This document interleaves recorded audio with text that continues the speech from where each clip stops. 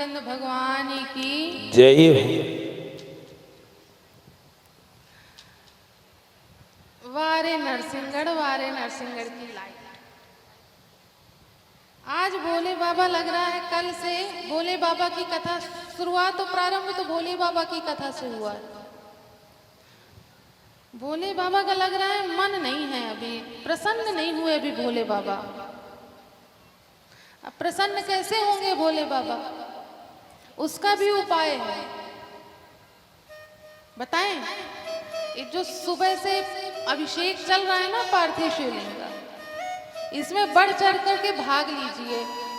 जो जो कथा के प्रेमी हैं, मन से शंकर जी का अभिषेक करिए। जो बन पड़े, जिस प्रकार बन पड़े, जो जिसकी जैसी शक्ति हो, जैसी श्रद्धा हो, जैसा भाव। अच्छा करके देख लीजिए, बात ना मानना हो, विश्वास ना हो रहा हो तो प्रत्यक्ष चल रहा है अभी कार्यक्रम, इसमें करके देख लीजिए। फिर देखिए कार्यक्रम की क्या रूपरेखा बनती है। क्योंकि देखिए सावन का महीना चल रहा है, भोले बाबा का दिन चल रहा है। जब तक भोले बाबा प्रसन्न नहीं होंगे तब तक कोई कार्य बनने वाले नहीं। तो पहले भोले बाबा को प्रसन्न कर लिया जाए। आज विवाह करा दिया जाए भोले बाबा का, तो वैसे भी पार्वती मैया आ जाएंगी तो हम लोग की अर्जी जल्दी लग जाएगी भोले बाबा के पास, है ना। तो इसलिए चलिए जल्दी अब भोले बाबा का विवाह कराएं। अब माता पार्वती पहुंच गई वन में तपस्या करने के लिए। कैसे माता ने तपस्या करी कि संवत सहस मूल फल खाए, शाक खाए 7 वर्ष गंवाए। माता ने 1000 वर्ष तक केवल कंदमूल फल खाए और 100 वर्ष बाद तो वो भी त्याग कर दिया। कुछ दिनों तक माता ऐसे ही रही।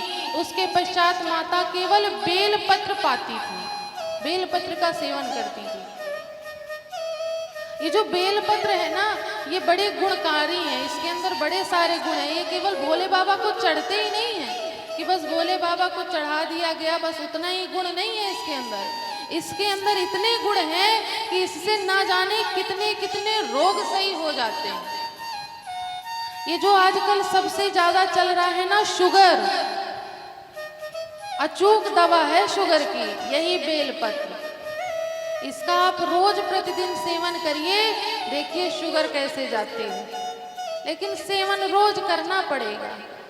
1 पत्ती लीजिए, 2 पत्ती लीजिए, जितनी आप पा सकिए उसका सेवन करिए प्रतिदिन।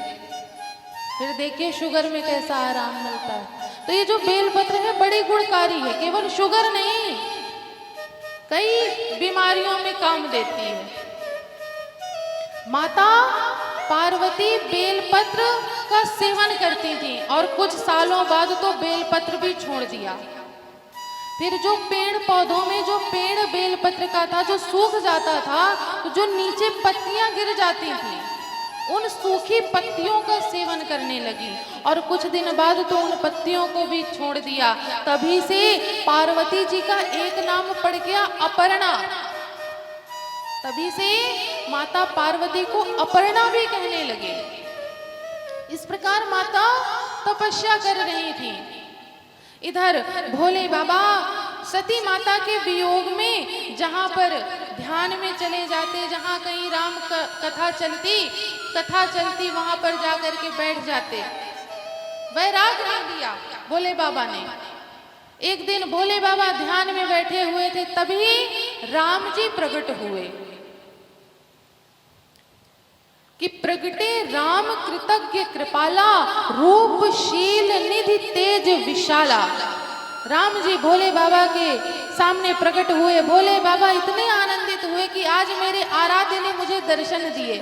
आज मैं कितना बड़भागी हूँ कि आज मेरे प्रभु ने मुझे दर्शन दिया।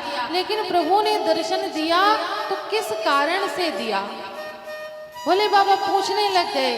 तब राम जी ने कहा कि भोले बाबा कुछ नहीं, बस आपसे भेंट करने की इच्छा हुई, इसलिए मैं आ गया। चलिए आज मैं आपको कथा सुनाता हूँ। राम जी भोले बाबा को कथा सुनाए। जब कथा पूर्ण हुई, भोले बाबा ने कहा कि बड़ी मेरे ऊपर कृपा जो आपने मुझे कथा सुनाई। राम जी ने कहा कथा कैसी लगी भोले बाबा?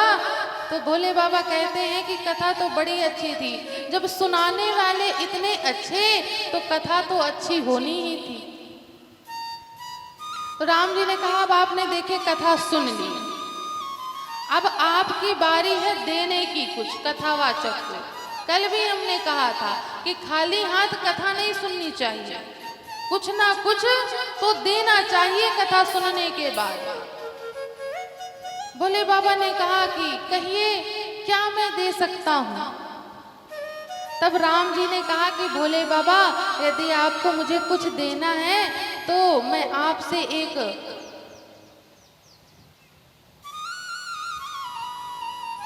बात कहूं। भोले बाबा ने कहा कि कहिए राघव जी क्या कहना चाहते हैं? कहें भोले बाबा मेरी बात मानिए, आप विवाह कर लीजिए। भोले बाबा ने कहा विवाह? कहें महाराज अब कहाँ दोबारा फंसा रहे हैं, एक बार फंस चुका इस माया में, अब मैं तो वैराग्य धारण कर लिया, आप कहाँ मुझे अब फिर से दाल रोटी के चक्कर में फंसा रहे हैं महाराज। आप मेरे आराध्य हैं, मेरे प्रभु हैं, आपको क्या मेरी प्रसन्नता देखी नहीं हो रही क्या? आपका मैं दिन रात भजन करता रहता हूँ, अभी एक आ जाएगी तो चलूं मैं दाल रोटी का इंतजाम करूं कि आपका भजन करूंगा? आप तो मुझे अपने से दूर कर रहे हैं। भोले बाबा ने कहा महाराज ऐसा मत करिए। राम जी ने कहा कि नहीं आप मुझसे दूर नहीं होंगे भोले बाबा, आप यदि विवाह कर लेंगे तो मेरे और पास आ जाएंगे और निकट आ जाएंगे। भोले बाबा ने कहा कि अब आपकी बात तो कोई टाल नहीं सकता, अब आप कह रहे हैं तो इसलिए मैं विवाह कर लूंगा। कहा गया है कि मातु पिता गुरु प्रभु की वाणी, विनय विचार करय शुभ जानी। माता पिता गुरु और अपने प्रभु की जो वाणी है उस पर बिना सोचे विचारे कार्य कर जाना चाहिए। भोले बाबा के तो आराध्य हैं राम जी, उनकी बात कैसे टालते? कहें कि ठीक है प्रभु अब आप कह रहे हैं तो मैं कर लूंगा, लेकिन लड़की कहाँ मिलेगी, कन्या मुझ जैसे वैरागी से विवाह करने के लिए?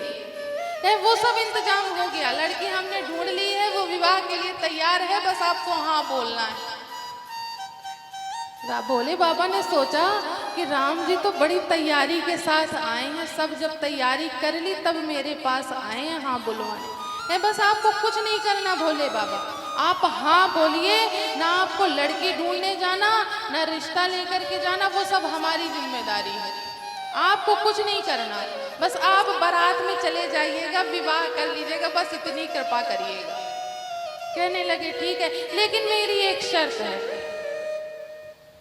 राम जी ने कहा कि क्या शर्त है?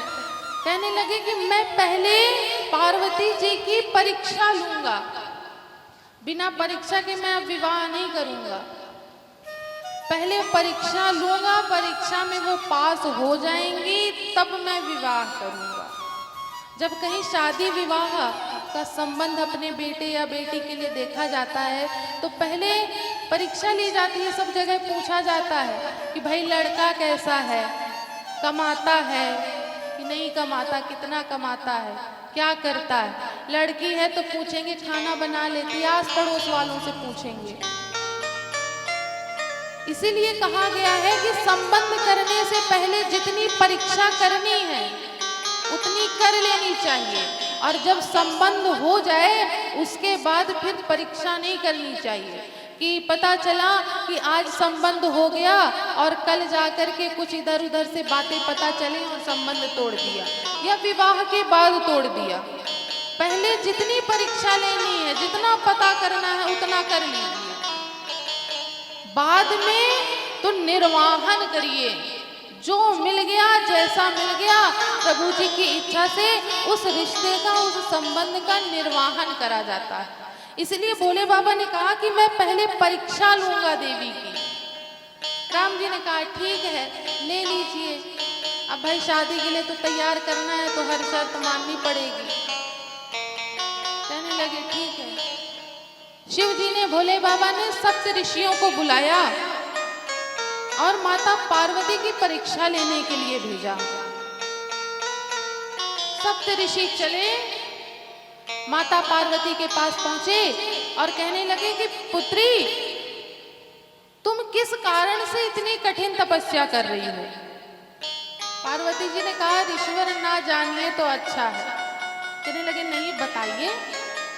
कहने लगे अगर मैं बताऊंगा तो आप हंसेंगे। कहे, तपस्या आप कर रही हैं वो भी इतनी कठिन, किसी ऐसे वैसे कारण से तो कर नहीं रही होंगी, कोई बहुत बड़ा कारण होगा तब तो इतनी कठिन तपस्या कर रही हैं। पार्वती जी ने कहा कि प्रभु, मैं ये जो तपस्या कर रही हूँ ये भोले बाबा को वर के रूप में प्राप्त करने के लिए कर रही हूँ। जैसे बोला कि भोले बाबा को वर के रूप में प्राप्त करने के लिए कर रही हूँ, सप्त ऋषि मुस्कुरा पड़े। पार्वती जी ने कहा, हमने कहा था इसलिए नहीं बता रहे थे। कहे हंस रहे हैं। सप्त ऋषियों ने कहा कि आपको सारे ब्रह्मांड में और कोई नहीं मिला, एक वैरागी मिले थे पति के रूप में पाने के लिए। आपको ये सुझाव दिया किसने? कहने लगे मुझे ये सुझाव नारद जी ने दिया। कहने लगे अच्छा देवी, आप नारद जी की बात मान करके उन्हें कहा घर गृहस्थी का पता, वो तो ठहरे बैरागी, बाबा जोगी ठहरे, उन्हें क्या पता कि कैसा लड़का लड़की को पसंद आएगा, कैसा वर चाहिए। उनका क्या विवाह हुआ है क्या कि उनको पता होगा? इसीलिए तो उनका विवाह नहीं हो रहा और आप उनके सुझाव पर चल रही हैं। अगर आप कहें तो मैं आपको एक बड़ा सुंदर वर बताता हूं। ये जो हमारे विष्णु जी हैं ना, बड़े सुंदर हैं, बड़े रूपवान हैं, आप इनसे विवाह करिए। कहाँ भोले बाबा के चक्कर में पड़ी है, ना उनका घर ना द्वार, कहाँ रखेंगे, क्या खिलाएंगे? पार्वती जी ने कहा कि ऋषिवर कह तो आप सही रहे हैं, लेकिन आप थोड़ा विलंब कर दिया आपने। यदि आप पहले आ जाते नारद जी के पहले तो मैं विष्णु जी के लिए सोचती, लेकिन अब तो मैं शिव जी को ही वर के रूप में प्राप्त करूंगी, अर्थात मुझे शिव जी ही वर के रूप में चाहिए, वरना मैं कुमारी रह जाऊंगी। लेकिन ब्याह नहीं करूंगी कि जन्म कोटि लगी रगरी हमारी, वरहु शंभु न तु रहूं कुमारी। अगर मुझे भोले बाबा वर के रूप में नहीं मिलेंगे तो मैं कुंवारी रह जाऊंगी। पार्वती जी सप्त ऋषियों से कहने लगी क्या? लगन शिव से लगा बैठे, लगन शिव से लगा बैठे, जो होगा देखा जाएगा। लगन शिव से लगा बैठे, जो होगा देखा जाएगा।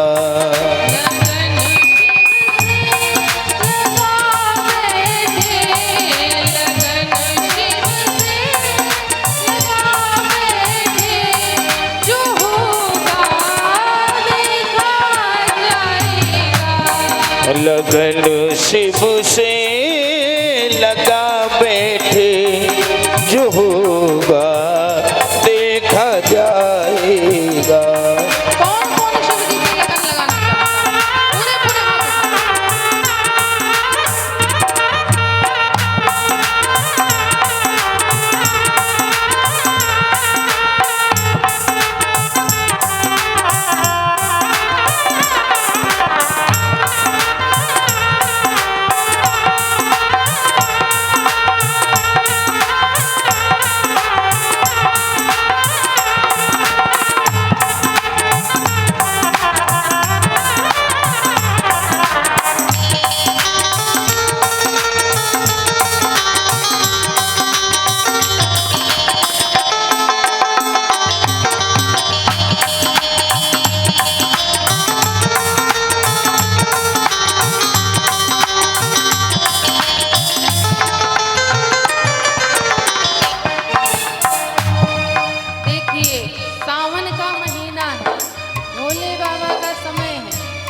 इस समय यदि हम पूरे मन के साथ भोले बाबा पर लगन लगाएंगे, यहाँ दो दो जगह भोले बाबा बैठे हैं, एक वहाँ मंदिर पर विराजमान है, एक हमारे पार्थिव भोले बाबा, दो दो भोले बाबा हैं।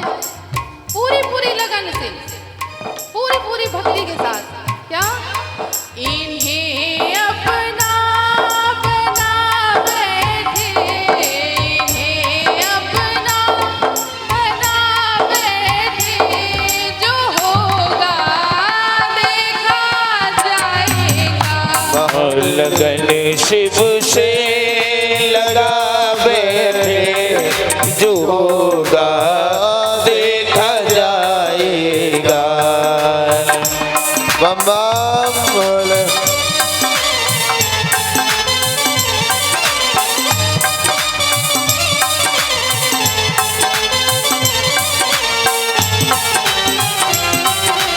जय हो प्यारे की।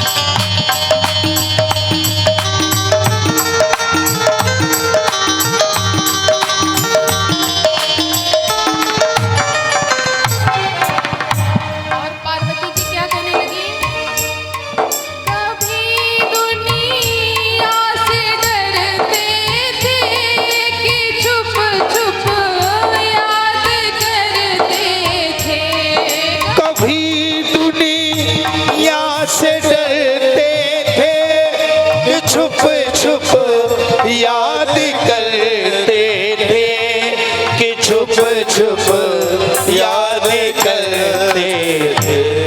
तो अब पर्दा जय जय बैठे, लो अब पर्दा उठा बैठे, जो होगा देखा जाएगा। लगन शिव से लगा बैठे, जो होगा देखा जाएगा।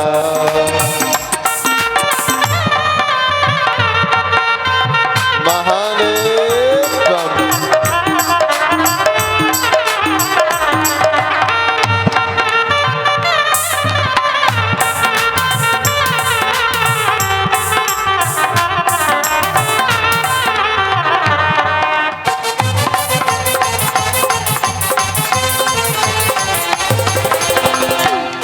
जय हो।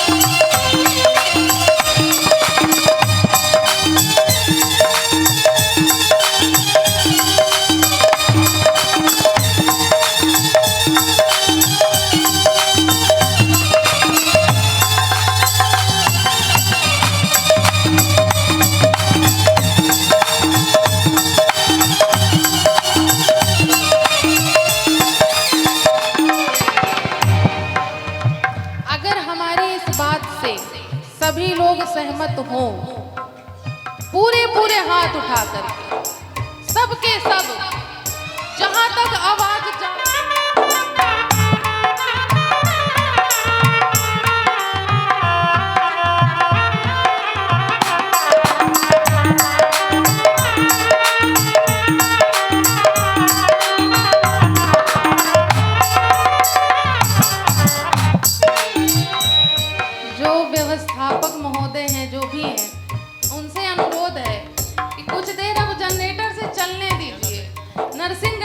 अब पता चल गई।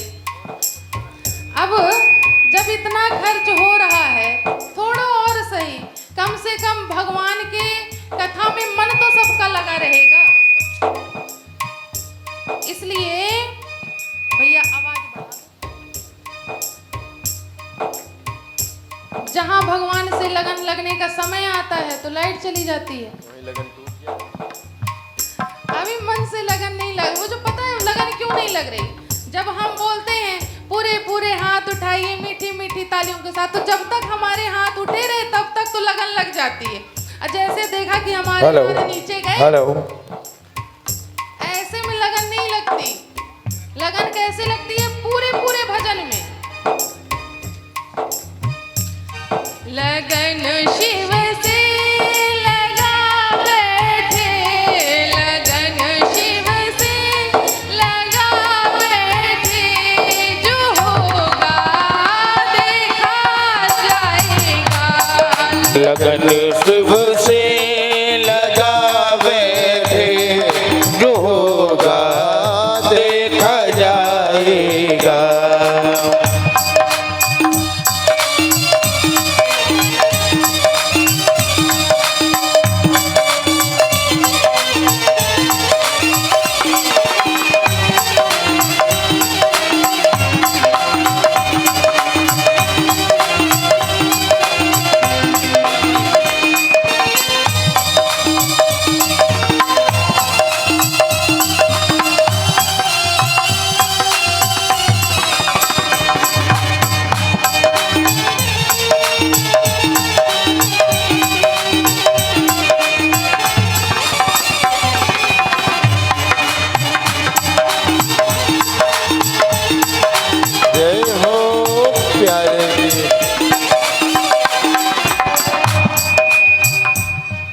अब जो ये लाइन, वो केवल पार्वती जी नहीं, हम सबको कहनी है भोले बाबा से, सबको कहनी है ये लाइन। पार्वती जी तो कह ही रही हैं, लेकिन हमारी भी यही इच्छा है, यही अभिलाषा है। क्या? दीवाने बन गए शिव के, तो फिर दुनिया से क्या मतलब। दीवाने बन गए शिव, दीवाने बन गए तेरे, तो फिर दुनिया से क्या मतलब, तो फिर दुनिया से क्या मतलब। तेरी गलियों में आ बैठे, जय हो। गलियों में आ बैठे, जो होगा देखा जाएगा। लगन शिव से लगा बैठे, जो होगा देखा जाएगा। लगन शिव से लगा बैठे, जो होगा देखा जाएगा।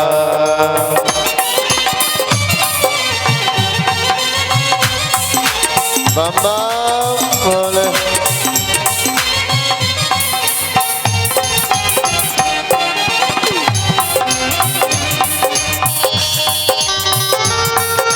जय हो प्यारे की।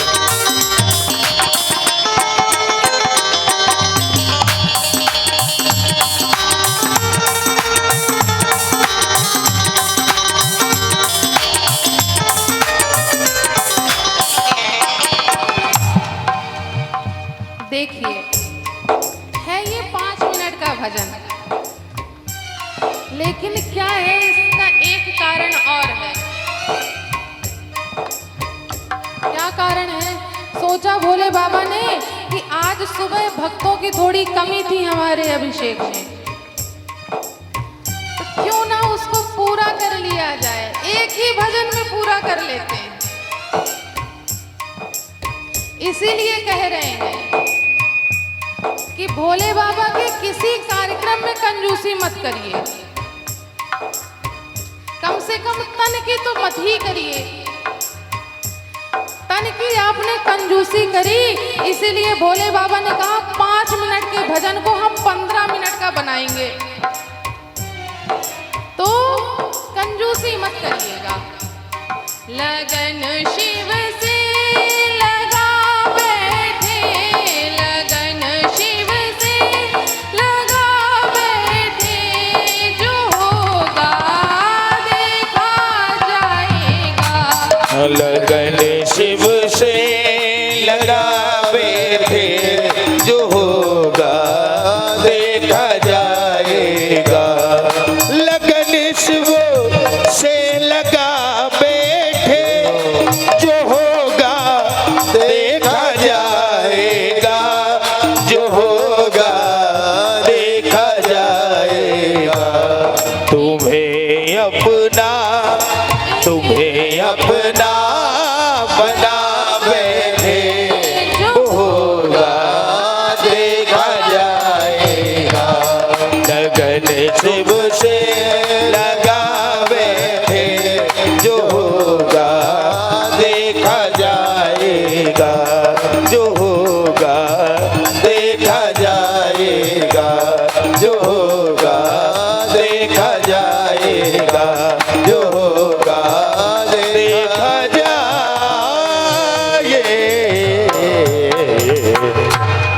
बोल दे श्री आनंद कंद भगवान की जय हो। माता पार्वती ने जब सप्त ऋषियों से ये कहा कि ऋषिवर अब तो मैंने भोलेनाथ पर अपनी लगन लगा ली, अब कुछ भी हो जाए, अब मुझे वर के रूप में वही चाहिए। सप्त ऋषि प्रसन्न हुए और वहां से गए भोले बाबा के पास। भोले बाबा को सारी कथा बताई पार्वती जी की। जब कथा बताने लग गए तो भोले बाबा सुनते सुनते भय मगन शिव सुनत सनेहा, और हर्ष सप्त ऋषि गवने गेहा। सप्त ऋषि बता करके भोले बाबा को चले गए, लेकिन भोले बाबा इतने आनंदित थे, इतने प्रसन्न थे पार्वती जी की प्रशंसा सुन करके कि वे पता ही नहीं चला भोले बाबा को कब सप्त ऋषि गए और भोले बाबा की समाधि लग गई। ध्यान में चले गए भोले बाबा, पुनः राम जी के ध्यान में गए। अब भोले बाबा जैसे ध्यान में गए, इधर एक राक्षस आया। कौन? तारकासुर। तारकासुर ने तपस्या करी, ब्रह्मा जी को प्रसन्न किया, उनसे वरदान मांगा कि जो भोले बाबा के पुत्र के हाथों ही मेरी मृत्यु हो। क्योंकि तारकासुर जानता था कि अब भोले बाबा की पत्नी तो रही नहीं, पुत्र तो है नहीं, मुझे मारेगा कौन, इसलिए मैं अमर हूँ। उसने ये सोच लिया कि अब तो मैं अमर हूँ, मुझे मारने वाला कोई है नहीं, जो मन में आए वो करूंगा। देवताओं को लगा त्रास देने, इंद्रासन छीन लिया, इंद्र को मारा, सारे देवताओं को इतना मारा, इतना ग्रसित से सारे देवता ब्रह्मा जी को खोजने लग गए। कहने लगे ब्रह्मा जी आप ही वरदान दे करके आए हैं कि शिव पुत्र के हाथों मृत्यु होगी बेटा तुम्हारी, अब आप ही शिव जी का विवाह कराइए। ब्रह्मा जी ने कहा कि चलो भोले बाबा के पास चलते हैं। किसी ने कह दिया कि भोले बाबा तो समाधि में हैं। अब जब भोले बाबा समाधि में हैं तो उनकी समाधि भंग करेगा कौन? ब्रह्मा जी ने कहा एक काम करो, कामदेव को भेजो। कामदेव को बुलाया गया। कामदेव ने अपना जब शस्त्र चलाया तो सारी सृष्टि काममय हो गई, लेकिन भोले बाबा पर काम का कोई असर नहीं हुआ, समाधि नहीं टूटी भोले बाबा की। कामदेव ने कहा कि अब मुझे लगता है अपना कामुक अस्त्र चलाना पड़ेगा। कामदेव आम के वृक्ष के ऊपर बैठ करके भोले बाबा के ऊपर 5 पुष्प सहित बाणों को भोले बाबा पर चलाया, और जैसे ही भोले बाबा पर वह बाण लगे भोले बाबा की समाधि खुली। उन्होंने अगल बगल देखा, कोई नहीं दिखाई दिया। तब आम के वृक्ष के पत्तों के पीछे कामदेव दिखाई दिया। जैसे ही कामदेव दिखाई दिया भोले बाबा की तीसरी नेत्र खुली और कामदेव वहीं पर भस्म हो गया। कामदेव के भस्म होने की सूचना उनकी पत्नी रति को मिली। रति रोते रोते आई कहा कि भोले बाबा ये आपने क्या किया, ये तो सारे देवताओं की युक्ति थी। तब भोले बाबा को रति देवी पर दया आ गई। उन्होंने कहा, देवी आप दुखी मत हो, आज से आपके पति अनंग रूप में दिखाई नहीं देंगे, लेकिन सारी सृष्टि में रहेंगे। रति ने कहा, वो तो ठीक है भोले बाबा, लेकिन मुझे मूल रूप में कब प्राप्त होंगे? तब भोले बाबा ने कहा कि जब यदुवंश कृष्ण अवतारा, होई है हरण महामहिभारा, कृष्ण तनय होई है परितोरा, वचन अन्यथा हो ही न मोरा। जब द्वापर युग में भगवान कृष्ण के रूप में अवतार लेंगे, उस समय उनके पुत्र के रूप में तुम्हारा पति आएगा। रति देवी प्रसन्न होकर के वहां से चली गई। अब सारे देवता पीछे छुपे सब देख रहे थे। देवताओं ने कहा कि चलिए आगे बढ़िए। ब्रह्मा जी ने कहा, हम काहे को बढ़े, तुम लोग बढ़ो। ब्रह्मा जी ने कहा, देवताओं ने कहा कि आपको ऐसे ही थोड़ी ना लेकर के आए हैं, आप बड़े बुजुर्ग हैं और शादी विवाह की बात बड़े बुजुर्गों के मुंह से अच्छी लगती है। ब्रह्मा जी ने कहा, तुम लोग डर क्यों रहे हो, तुम लोग तो अमर हो। इंद्र ने कहा कि जिसको भी भस्म किया है ना, वो भी अमर था। जिसको भस्म कर दिया भोले बाबा ने, वो भी अमर ही था। हम आपके बिना नहीं जाएंगे, पहले आगे आप चलिए, बड़े बुजुर्ग पहले आगे चलेंगे तो अच्छे लगेंगे। ब्रह्मा जी ने कहा, अच्छा ठीक है चलो। ब्रह्मा जी ने कहा कि सही बात है, अब चलना तो पड़ेगा ही। पहुंचे भोले बाबा के पास, हाथ जोड़ करके सब खड़े हो गए। जब किसी से भय लगे और उसके आगे जाना पड़ता है, कोई बात अपनी मनवानी पड़ती है, तो कितनी विनती की जाती है, उसकी कितनी प्रशंसा की जाती है। अब देवता भी वही कर रहे हैं, हाथ जोड़ करके सभी देवता खड़े हो गए और भोले बाबा की स्तुति करने लगे। क्या? कैलाश के निवासी नमो बार बार हूँ, नमो बार बार हूँ, आयो शरण तिहारी भोले तार तार तू। कैलाश के निवास नमो बार बार हो, नमो बार बार हो, आया शरण तिहार भोले तार तार तू। कैलाश के निवासी नमो बार बार हो, नमो बार बार हो, आयो शरण तिहारी भोले तार तार तू। कैलाश के निवासी नमो बार बार हो, नमो बार बार हो, आया शरण तिहारी भोले तार तार हो, आया शरण तिहारी भोले तार तार तो।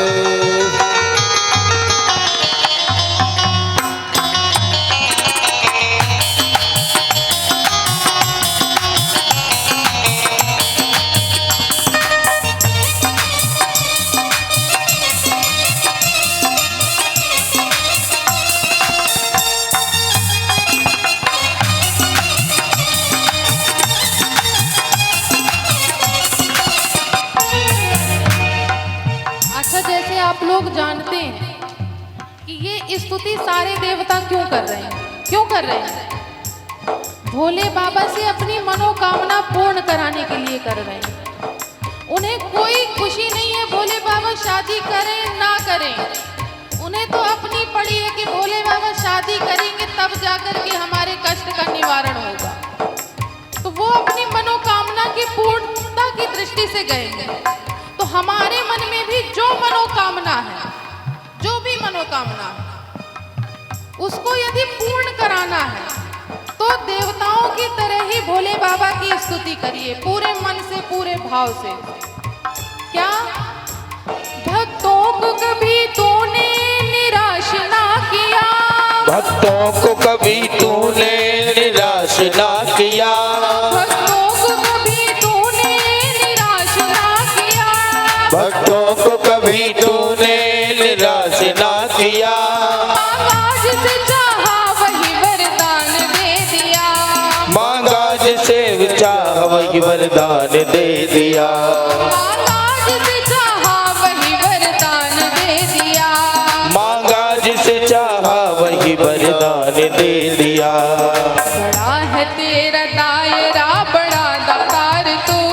बड़ा है तेरा दायरा बड़ा दातार तू। आए शरण तिहारी भोले तार तार तू। आए शरण तिहारी भोले तार तार तू। आए शरण तिहारी भोले तार तार तू।